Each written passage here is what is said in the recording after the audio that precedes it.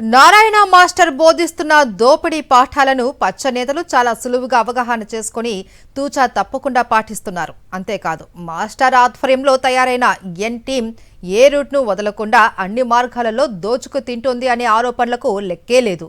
Smart street wedding project నుంచి మొదలు పెడితే paintings, traffic signals, bio toilet, దోమల నివారణ, చెట్టు నీరు పథకం ఇలా ఒకటేమిటి అన్నిటికీ అవినీతి అనర్హం అన్నట్టుగా అన్నింటిలోనూ వందల కోట్ల రూపాయల అవినీతికి పాల్పడుతున్నారు.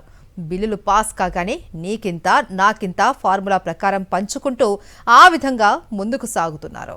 నెల్లూరు నగరంలో పచ్చదనం పెంపొందిస్తామన్నారు. పచ్చదనం మాటేమో గాని సొంతానికి కోట్లాది రూపాయల ధనాన్ని బాగానే వెనకేస్తున్నారనే ఆరోపణలు వెల్లువెత్తుతున్నాయి. మొక్కుబడిగా మొక్కలు నాటి ఏకంగా 60 కోట్ల రూపాయల ప్రజాధనం కొల్లగొట్టారని మంత్రి నారాయణ అండదండలతోనే అధికార టీడీపీ నేతలు విచ్చలవిడిగా అక్రమాలకు పాల్పడుతున్నారని వైఎస్ఆర్సీపీ నేతలు ఆరోపిస్తున్నారు. పచ్చదనం పేరు చెప్పి మంత్రి నారాయణ ఆధ్వర్యంలోని ఎన్ టీం ఎలా మింగుతున్నదనే విషయాన్ని సాక్ష్యాధారాలతో సహా వైఎస్ఆర్సీపీ నెల్లూరు నగర నియోజకవర్గ ఇన్ఛార్జ్ పర్వతిరెడ్డి చంద్రశేఖర్ రెడ్డి మీడియా ముందు ఉంచారు.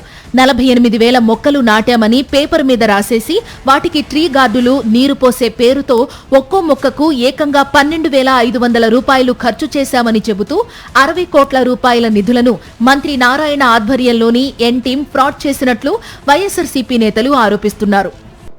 ఈ అక్రమాలు, ఈ దోపిడీలు వారి స్వంత మనుషులు అంటే ప్రధానంగా ఎన్ టీం అని నారాయణ గారు పెట్టుకున్నటువంటి ఒక ఎంప్లాయీస్గా పెట్టుకున్నటువంటి ఎన్ టీం కానీ తెలుగుదేశం పార్టీ కార్యకర్తల నాయకులు కానీ దోచుకుంటున్నటువంటి తీరుని మనమందరం కూడా గమనిస్తూ వస్తా ఉన్నాం.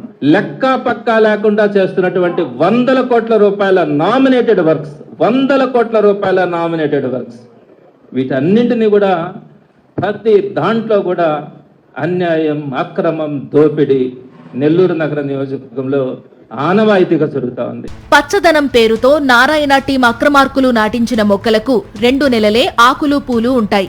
ఆక్సిజన్, నీడను ఇవ్వని ఇలాంటి మొక్కల వల్ల ఏం ప్రయోజనమో అంతుచిక్కడం లేదని నగరవాసులు అంటున్నారు. బహిరంగ ప్రదేశాల్లోనే కాకుండా ప్రైవేటు స్థలాల్లో నాటిన మొక్కలకు మెష్ ఏర్పాటు చేసి బిల్లులు పెట్టుకున్నారు. సాధారణంగా వర్షాకాలం సమీపిస్తున్నప్పుడు మొక్కలు నాటుతారు. కానీ మంత్రి నారాయణ మాత్రం బిల్లులు వస్తే చాలన్నట్టు మొక్కుబడిగా మొక్కలు నాటిస్తున్నారని, రూపాయి ఖర్చు చేసి 100 రూపాయలు ఖర్చు చేసినట్లుగా చూపిస్తున్నారనేది వైఎస్ఆర్సీపీ నేతల ఆరోపణ. పన్నుల పేరుతో నగరవాసులను వేధిస్తూ వసూలు చేసిన డబ్బులను ఆక్రమణల పేరుతో చిరు వ్యాపారులపై పెనాల్టీ వేస్తూ వారి పొట్టకొట్టి చేసిన వసూళ్లను చెట్టు నీరు పథకానికి మళ్లించి దర్జాగా దోచుకుంటున్నారని వైఎస్ఆర్సీపీ నేతలు సాక్ష్యాలతో సహా నిరూపిస్తున్నారు. పథకం ఏదైనా, కాంట్రాక్ట్ ఏదైనా సరే మంత్రి కనుసన్నల్లో నడుస్తున్న ఎన్ టీంకు దక్కడం, ఆ తరువాత నీకింత నాకింత అన్నట్టుగా పంచుకోవడం జరుగుతోందని రాజకీయ విశ్లేషకులతో పాటు నగర ప్రజలు భావిస్తున్నారు.